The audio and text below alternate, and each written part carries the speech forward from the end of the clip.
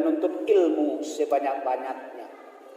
Dan ketika kita sudah berusia 25 tahun sampai 30 tahun, maka yang selalu dalam pikiran kita adalah bagaimana kita mendapatkan pekerjaan yang layak, yang mapan, dan yang bagus. Dan ketika kita berusia 35 sampai 50 tahun, menurut ahli psikologi, yang kebanyakan dipikirkan manusia adalah bagaimana dia hidup di hari tua, bagaimana dia bisa menyekolahkan anak-anaknya, dan bagaimana dia bisa nyaman, mempunyai rumah, mempunyai penghasilan yang tetap, mempunyai pekerjaan yang bagus, dan lain-lain sebagainya. Tetapi ketika orang sudah berusia di atas 50 tahun sampai 60 tahun dan seterusnya, maka yang dia pikirkan bukan lagi harta yang banyak, bukan lagi pangkat yang tinggi, tetapi yang dia pikirkan adalah bagaimana dia hidup di hari tua, bagaimana kalau dia sudah tua, dan bagaimana kalau dia akan mati, atau bagaimana dia sakit nantinya. Itulah yang menjadi pikiran orang-orang menurut ahli psikologi yang sudah diteliti bertahun-tahun. Bapak-bapak sidang Jumat rahimakumullah, maka apa yang dikatakan oleh ahli psikologi ini, maka benar apa yang difirmankan oleh Allah dalam surat Yasin ayat 68. Allah berfirman, "Wa man nu'ammirhu wa nunakkishu fil khalqi afala yaqilun." Dan barang siapa yang kami panjangkan umurnya dan kemudian kami akan mengembalikannya kepada kejadian awalnya, atau seperti anak kecil, atau dalam keadaan lemah, atau dalam keadaan pikun. Mengapa mereka tak memikirkan? Mengapa kamu tak memikirkannya? Maka bapak-bapak sidang Jumat, barang siapa yang dipanjangkan umurnya oleh Allah, dalam surat Yasin 68 Allah bilang, kami akan kembalikan mereka kepada keadaan kecil. Kecil yaitu orang yang pelupa, orang yang cengeng, kadang-kadang penangis, kadang-kadang paibuati, kadang-kadang parusuah. Dan yang lebih parahnya lagi, apabila yang dikatakan oleh Allah ini, siapa yang dipanjangkan umurnya, maka kami kembalikan dia kepada keadaan pikun, yang tidak ingat akan hal-hal yang berlalu, tidak ingat teman, tidak ingat masa-masa sekolah dulu, tidak ingat masa-masa bekerja dulu, lupa segala-galanya. Bahkan kadang-kadang anak cucunya pun tidak ingat dia. Maka dilanjutkan oleh Allah dalam surat An-Nahl ayat 70. Dikatakan kembali oleh Allah, Allah telah menciptakan kamu, kemudian mematikan kamu, dan di antara kamu ada yang dikembalikan kepada umur yang paling lemah, yaitunya pikun, supaya dia tidak mengetahui atau ingat akan sesuatu pun yang pernah diketahuinya. Sesungguhnya Allah Maha mengetahui lagi Maha kuasa. Innallaha alimun qadir. Bapak-bapak sidang Jumat rahimakumullah, kenyataannya hari ini teman-teman kita, sebaya-sebaya kita, atau orang-orang tua kita yang sudah umur 60, 70, 80, maka bertemu dengan firman Allah dalam surat An-Nahl ini. Sudah pikun, banyak pelupa, tidak ingat sesuatu, tidak ingat masa lalu. Bapak-bapak sidang Jumat, syukur kalau masih pikun. Bagaimana kalau yang disebutkan oleh Allah dalam surat An-Nahl ini dikembalikan kepada keadaan lemah? Lemah itu tidak bisa berjalan, tidak bisa keluar rumah, tidak bisa maraton pagi, Malah lemahnya tidak bisa pergi beruduk ke WC, ke sumur, ke kamar mandi. Malah lemahnya kadang-kadang ada yang berjalan pakai kursi roda, ada yang pakai tongkat. Maka Bapak-bapak sidang Jumat, ini sudah dikatakan oleh Allah 1400 tahun yang lalu dalam surat An-Nahl ayat 70. Bapak-bapak sidang Jumat, kita lanjutkan lagi. Menurut Profesor Dr. Stephen Bachelet, seorang dokter yang kenamaan dari Prancis, dia meneliti anatomi tubuh manusia. Bertahun-tahun dia meneliti tubuh manusia mulai semenjak lahir sampai dia meninggal.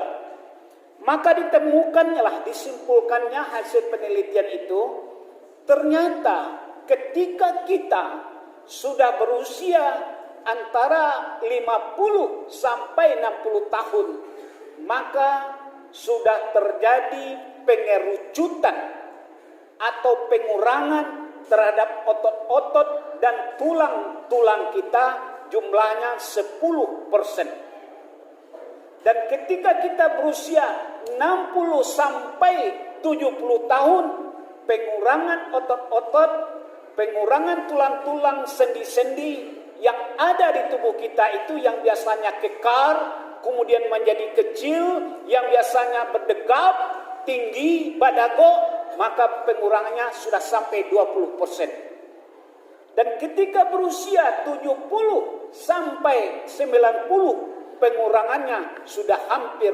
90%. Itu kata Profesor Stephen Bachelet. Dan kenyataannya benar, Bapak-bapak sidang Jumat. Orang semakin tua bukan semakin tinggi. Semakin panjang umurnya bukan semakin kekar. Kenyataannya orang semakin tua, umurnya semakin dipanjangkan menjadi 60, 80, 90 tahun. Justru dia semakin pendek. Kalau biasanya tingginya 160, biasanya berkurang menjadi 155, 156. Itu dari tinggi. Kemudian dari berat badan, orang semakin tua biasanya tulang-tulangnya sudah mulai mengecil, otot-ototnya sudah mulai mengecil, kadang-kadang badannya sudah mulai kurus. Belum lagi saraf-sarafnya. Maka apa yang dikatakan oleh Profesor Stephen Bachelet ini sebenarnya menciplak apa yang dikatakan oleh Allah dalam surat An-Nahl, surat Yasin tadi, Bapak-bapak sidang Jumat. Bapak-bapak sidang Jumat, yang mau kita sampaikan bahwasanya mau tidak mau, rela tidak rela, suka tidak suka, kalau dipanjangkan umur kita akan menempuh masa-masa itu. Kita akan menempuh kepikunan, pelupa. Kita akan menempuh yang lemah. Sebanyak apapun konsumsi vitamin yang kita konsumsi setiap hari, sekuat apapun, sehebat apapun dokter pribadi kita, sebanyak apapun uang atau emas yang kita miliki untuk membeli obat-obat supaya jangan pikun, supaya jangan lemah, supaya jangan menjadi pendek, maka tetap kita akan menjadi pendek, tetap akan menjadi pikun, tetap akan menjadi lemah. Itu sudah ata amrullah, hukum kepastian Allah yang tak bisa kita ingkari, yang tak bisa kita lari darinya. Maka inilah yang menakutkan sebagian orang dari firman Allah ini. Dia takut ketika tua siapa yang akan merawatnya. Dia takut ketika tua siapa yang memeliharanya. Dia takut ketika tua siapa yang akan memasak nasinya, dan seterusnya, dan seterusnya. Bapak-bapak sidang Jumat, ketakutan itu adalah ketakutan kita semua. Kita takut. Kalau di hari tua kita itu tangan kita lemah sebelah, kaki kita lemah sebelah, pikiran kita menjadi pikun. Yang lebih takut itu kita tak bisa berjalan apa-apa, berak di atas tempat tidur, buang air di tempat tidur, dan lain-lain sebagainya. Penyebabnya bisa banyak, bisa stroke, bisa diabetes, bisa kolesterol, bisa asam urat. Tetapi Allah sudah katakan di dalam firman-Nya bahasanya siapa yang kami panjangkan umurnya akan kami kembalikan dalam keadaan lemah dan pikun. Lemah itu bermacam-macam lemahnya. Pikun itu bermacam-macam pula pikunnya. Bapak-bapak sidang Jumat rahimakumullah. Apakah kita pasrah dengan firman Allah ini? Ternyata Allah sudah menjanjikan kepada kita semua bahwasanya jangan sia-siakan masa mudamu sebelum sampai masa tuamu. Artinya apa? Yang kita takutkan bapak-bapak sidang Jumat adalah ketika kelakuan kita di masa muda, perangai kita di masa muda, tingkah laku kita di masa muda, perbuatan kita di waktu muda dikembalikan oleh Allah ketika kita sudah tua atau sudah pikun.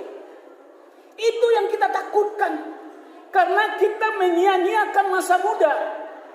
Oh, masa muda kita preman, kita suka judi, kita ini, kita itu, suka minuman keras. Yang kita takutkan ketika masa tua, kembali premannya, kembali pejudinya, kembali minuman kerasnya, dan kembali tidak pernah sholatnya. Maka satu kesimpulan kita, jangan berpikir kalau untuk dekat kepada Allah itu hanya ketika tua saja.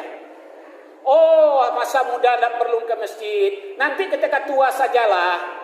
Oh, masa muda tidak perlu rajin-rajin tahajud, nanti ketika tua sajalah. Allah sudah katakan, Rasulullah sudah bilang, jangan sia-siakan masa mudamu sebelum datang masa tua. Karena masa muda itu penentu di masa tua. Siapa yang rajin sujud di masa muda, insya Allah tua pun dia akan sujud. Siapa yang rajin ke masjid di masa muda, insya Allah tua pun dia akan rajin ke masjid. Siapa yang rajin berzikir, bertahlil, bertahmid di masa muda, masa tua pun dia bertahlil, berzikir dan bertahmid. Maka kita tidak perlu takut, tidak perlu cemas. Jangan takut lemah yang dibilang Allah tadi akan menyiksa kita. Siapa yang tidak menyia-nyiakan masa mudanya, masa tuanya akan bahagia. Bapak-bapak sidang Jumat rahimakumullah, ada penelitian yang terbaru yang dilakukan oleh dokter yang bernama Swiss. Dia seorang Inggris, tetapi agamanya Islam. Apa penelitiannya bapak-bapak sidang Jumat? Kepala kita ini beratnya 4 kilogram. Kemana-mana kita bawa kepala kita ini paling ringan itu, benak yang ada di dalam itu 4 kilogram. Tetapi kita kan tidak merasakan kalau yang kita bawa setiap saat 4 kilogram. Kenapa? Karena Allah menciptakan sesuatu zat atau lendir namanya yang mengelilingi otak kita ini sehingga dia tidak terasa berat.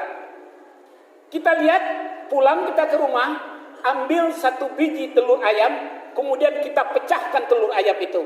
Maka apa yang kita temukan di sekeliling kuning telur ayam itu ada putih telur ayam.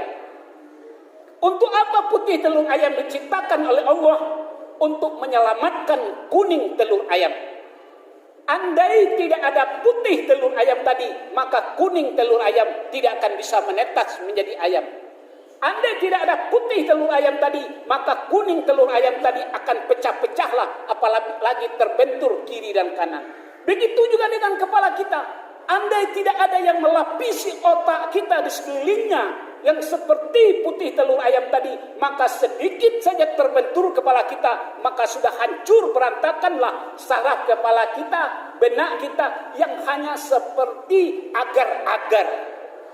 Benak kita ini seperti agar-agar. Kalau dia tertumpah ke jalan, dia berserak. Bapak ibu mungkin pernah melihat orang kecelakaan di jalan, kepalanya pecah di keliling mobil. Lihat benaknya seperti apa? Seperti agar-agar. Tetapi di benak ini ada rahasia Allah. Di benak ini kunci hidupnya manusia. Di benak ini menjadi manusia positif atau manusia negatif. Di benak ini letaknya. Benak ini bisa menguasai dunia. Benak ini bisa mendekatkan diri kepada Allah. Begitu hebatnya. Maka untuk melindungi benak dan kepala, diciptakanlah lapisan seperti putih telur. Tetapi Bapak-bapak sidang Jumat, kita lanjutkan penelitian tadi.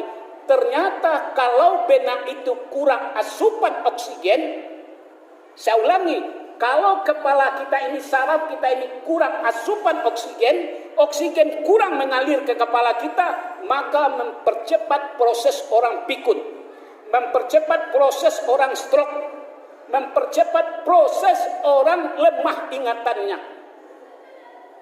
Lantas bagaimana caranya supaya oksigen terus? Maka disimpulkan, kepala harus sering-sering ditekukan ke bawah.